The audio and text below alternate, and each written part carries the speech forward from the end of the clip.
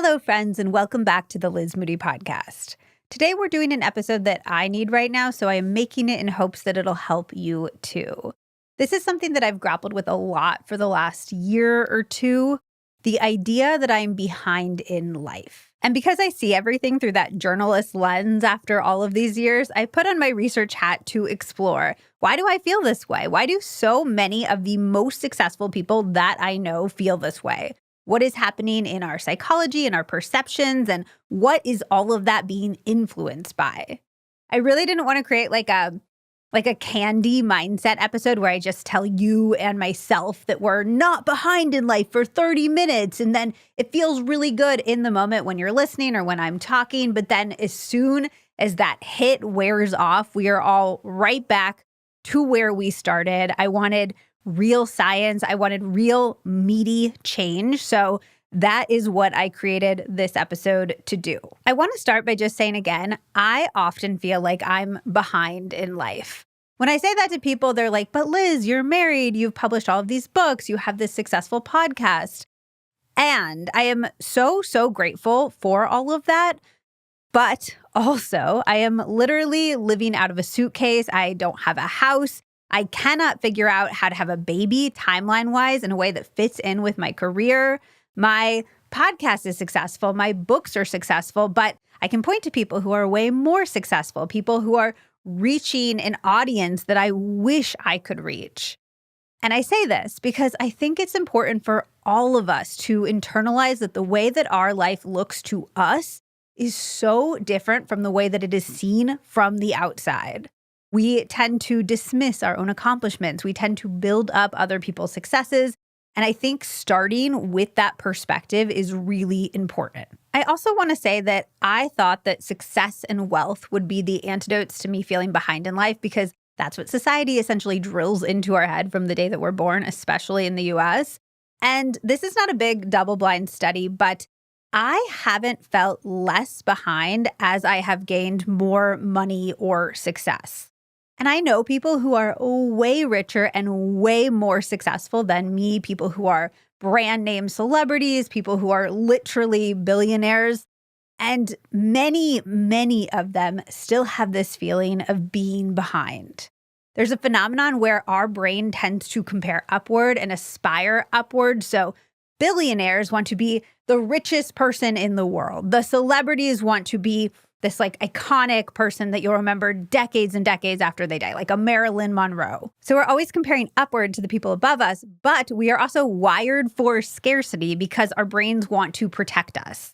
I watched the Paris Hilton documentary during the pandemic, and I still think about this part where Paris is talking to her sister, and Paris says, I will not stop until I make $1 billion, and then I think I can relax. And Nikki, her sister, is like, but you're exhausted, you are so burnt out, and you have tens of millions of dollars. You do not need to keep going. And Paris is basically like, no, I am scared I'm gonna lose it all. If I had $1 billion, I would feel safe. And it was this really standout moment of the movie for me because here is this woman that has so much money, so much fame, really the ability to do whatever she wants in her life, and she doesn't feel like it's enough to feel safe. And of course, if she gets $1 billion, she still won't feel like it's enough to feel safe. And I have heard this from so many incredibly wealthy people. First of all, many of these people were driven to become incredibly wealthy in the first place because they did not feel safe. Not all wealthy people. There's obviously privilege and luck and different reasons that drive different people to different things. But a lot of wealthy people, whether they know it consciously or not, are motivated by this. And they're trying to make all of this money and thinking, then they'll feel safe, then they'll feel loved. But the finish line for that keeps moving further and further out. And they think if they get to that new finish line, that will finally be the answer. But of course, it's not, because the finish line is a lie. It was never real. And we're not going to talk about billionaires and celebrities for this entire episode, but I feel like looking at these extreme examples is helpful because it demonstrates so clearly how little the way we feel is about the thing that we think we want. If we do not feel like enough without the partner or the kid or the house or the money, having those things will not make us feel like enough. Instead, that feeling of I need this to be enough we'll jump to something else. The core, the root thing that we need to tackle is the I'm not enoughness, but we focus on getting the things. We focus on the fake finish lines. I love the quote from Arthur C. Brooks. He is a happiness researcher at Harvard, and he says humans are meant for progress, not arrival. Scientists call it the arrival fallacy, and it's basically the idea that we think when we get somewhere, that will be the key to our happiness, and universally, the research shows that this is just not true.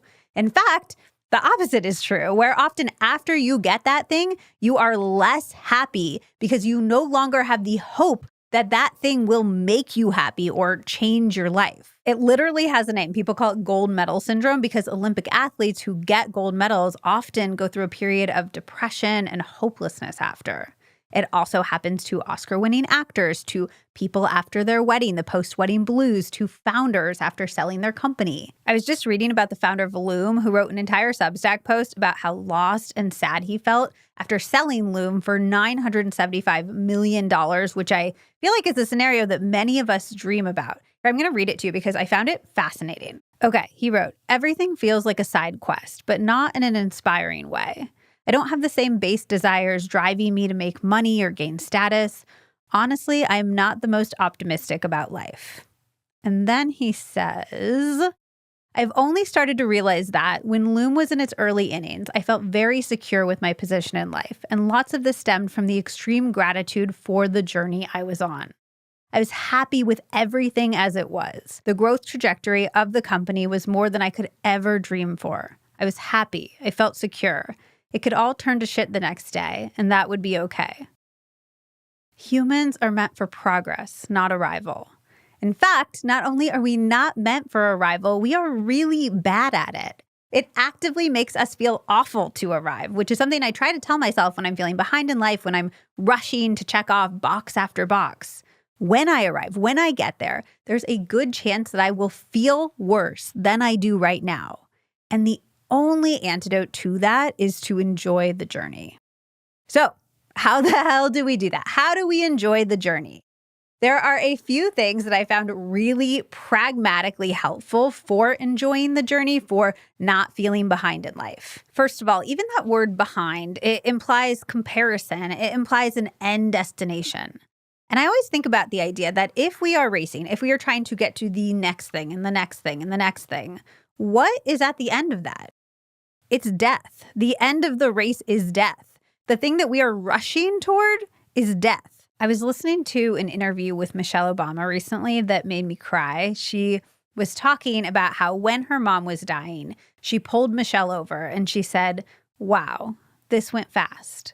And Michelle was like, "What are you talking about?" And her mom was like, "Life.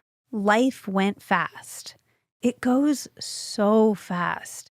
And when we are racing through it, when we are looking for the next thing and the next thing and the next thing, we're taking this thing that is already so short, so crazily short, and we're making it go by even faster. By looking at the future in that way, we are actually training our brain to seek out that type of reward, which makes that reward inherently less enjoyable. This is kind of confuddled, so stick with me here. But if you are training your brain to be scanning for the next thing to work toward to feel happy, the second that you hit that thing, your brain will be scanning for the next thing to work toward to be happy because you have trained it to do that.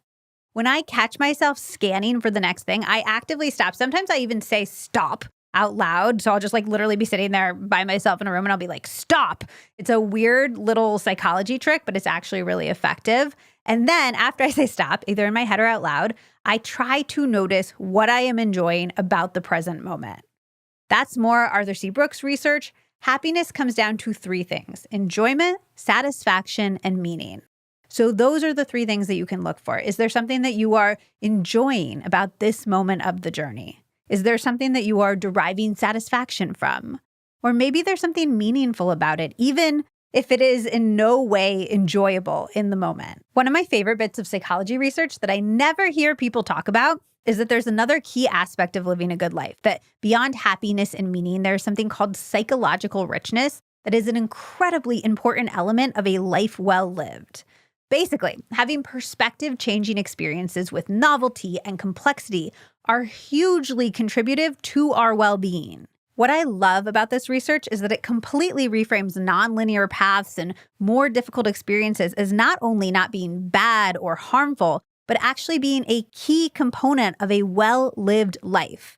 That career pivot, that's valuable perspective that's contributing to your psychologically rich life. That divorce, that's complexity. That is heartbreak. That is novelty.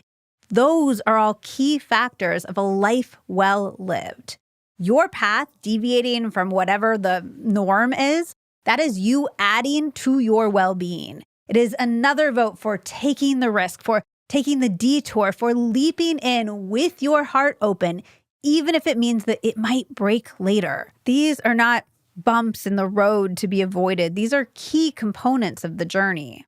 Psychological richness, man. Whenever anything bad happens to me, I now try to zoom out a bit and I think, this is adding psychological richness to my life. This is part of my well-lived life. Feeling behind also implies comparison. And there are two things that I find most helpful when I find myself comparing myself to other people, which if you're feeling behind, you're definitely doing that.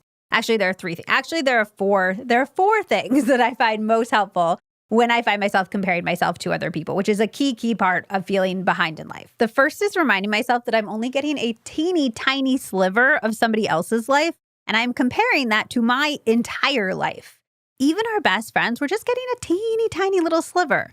I've talked about on the pod before how we tend not to be truly vulnerable with our friends because we have created this culture where we're afraid of being perceived or judged. And that makes this comparison problem even worse because most of us, even if we do not mean to, are showing a shinier version of our lives to our friends and an even shinier version of our lives on social media. So we're seeing this shiny, curated version of a life, and we're comparing that to a whole complicated real life that we are actually living. And to that point, if I am comparing myself to somebody else, I ask myself if I would trade their entire life for my entire life. So that means for me, no Zach, no podcast, no sister. And I have to not only take the parts of their life that are the sliver that I see, the shiny part that I see, but also I have to take the more challenging parts. And 99% of the time when I ask myself that, when I ask myself, would I trade every single thing in my life for every single thing in their life? The answer is no. The third thing that helps is just to spend less time on social media and more time curating what I do see when I am on social media. I will not dwell on this because we all know it, but I will say that the times in my life that I feel the most behind are when I am spending the most time scrolling. Because think about what you post on social media. I am scrolling and I'm just seeing my friends buy houses and have babies, and I am so happy for their wins. But I also compare them to my own. And again, I'm just seeing that teeny tiny sliver. And then the fourth thing that I find really helpful is using that comparison and honestly using feeling behind in general as information, as a way of pointing to the things that I want in my life. Be like a detective. What do the things that make you jealous say about your goals and your values? What are the things that make you feel behind say about what you want from your life? And then here is the harder part. Be brutally honest with yourself about if the way that you are living your life on a day-to-day basis is actually in line with those values and those goals and those desires. There are ways that the world gets in our way, and then there are ways that we get in our own way. Look for the latter and see if you can't use the fact that you feel behind as motivation to actually make the change that future you will thank you for. The other primary reason that I think many of us feel behind in life is because we are told basically from birth what life should look like. It has these beats like go to college, get a job, get engaged, get married, have a kid. We are all living by these scripts that weren't written by us and that I think many of us aren't even aware of. To try to bring that sense of awareness into my life, I look for the word should in my life all of the time. I ask myself why all of the time. Why do I want to own a house? Why do I want to have a kid? Which of course I did a whole podcast series about, so you very much witnessed that wide journey. In fact, the very idea of being behind in life is contingent on shoulds, because otherwise, why would anyone be ahead? Why would anyone be behind? With no shoulds, we would all be exactly where we are supposed to be, because the only life that we are living is our own. I know from a lot of personal experience that the shoulds can be very tricky to get rid of, though. So I'm not going to leave you with like a wishy-washy, bring awareness to it, change your mindset shtick. Awareness helps, but the thing that I have found helps the most with the shoulds is actively looking for role models living all different types of lives. Our brain likes what it's seen before because our brain is designed to avoid risk. If we have seen someone else make a choice, that choice feels safer. This happens fully at a subconscious level. Our brain is just trying to protect us, but it does that by subtly encouraging us to choose more well-trod paths. If we see somebody ahead on the path, we think, okay, I can go that way. It is safe to go that way. It is okay to go that way. I know I tend to be fairly anti-social media. I feel like I talk about using social media less in every single episode, but this is actually one of my all-time favorite uses of social media. Look for people living different lives than you. Look for people who sold their house to travel the world. Look for people living in a van. Look for people who never got married and they're living with their best friends instead. Look for people who had babies, and look for people who didn't, and look for people who are stay-at-home parenting, and look for people who are working full-time. Look for people who had a big old wedding and people who decided that marriage wasn't that important to them. There are so many people living so many lives out there.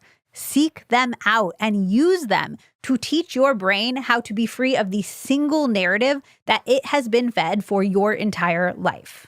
The happiest people that I know are living lives free of shoulds. They're questioning their choices and they're living intentionally. They are not doing things because their parents did it or their best friend did it or they saw it in a movie once. You have one life. This is it. I promise that you will regret living it the way someone else wants you to. As a matter of fact, the number one regret that people have at the end of their lives is, I wish I'd had the courage to live a life true to myself, not the life others expected of me. Basically, I wish I hadn't let the shoulds control me. I wish I had lived my own life, my own dreams. And if you go down the list of the things that people regret the most at the end of their lives, the other regrets people have are, I wish I hadn't worked so hard. I wish I had the courage to express my feelings. I wish I'd stayed in touch with my friends. And I wish I had let myself be happier. Do you notice what's missing? People are not regretting not having gotten a raise by a certain age or having gotten engaged by a certain age. Their regrets actually, if you zoom out, are much more about enjoying the journey. Because like Michelle Obama's mom said, it goes far, far quicker than we think it will. I just had a close friend who is my age get a cancer diagnosis, and that was right after my father-in-law died. It has been a year full of loss. It's been a year full of grief. And it just makes it so abundantly clear what matters in this life. We have one journey on this planet, and we have no real idea how long it will last. It's been such a hard year emotionally, but one of the biggest silver linings is how clear it makes it that every single day that we get to be here is an extraordinary gift. That every single day that we get to belly laugh with our friends or snuggle our pet or eat a delicious piece of chocolate is an incredible gift. I did a podcast with Dr. Docker Keltner. He is my old UC Berkeley professor. And the podcast was all about awe, which he talked about being one of the best things for our happiness and our health. Like it actually has real benefits for our inflammation levels and our immune system, like our physical health, but also our happiness. And he talks about how, yes, we can find awe in amazing art and contemplating galaxies that are really far away. But one of my favorite tips that he shared in that episode is that the best way to find awe is just to look at something a little bit longer. Any normal old thing, a flower on your daily walk, the cup of tea in your hand, the phone that you're listening to this episode on. Look at it a little bit longer, and more than likely, you'll begin to feel awe. Because there is awe all around us. Our lives, the moments of our days are filled with awe. The real secret to true and lasting happiness isn't hunting down extraordinary milestones. It's not trying to get to the next thing quicker. It's realizing that your life is filled with extraordinary moments every single day. I hope this was helpful. I want to reiterate that this is something that I very much deal with too. And I made this episode as much for myself as I did for you guys. And I hope that we can all help each other truly embrace these concepts and change the way that we feel about our lives. I want you to know that you are not alone. You are so not alone. If there is anybody that you know that feels behind in life that you think would benefit from everything that we talked about in this episode, please do send them a link to the episode. It is an amazing way to support your friends and also to support this show.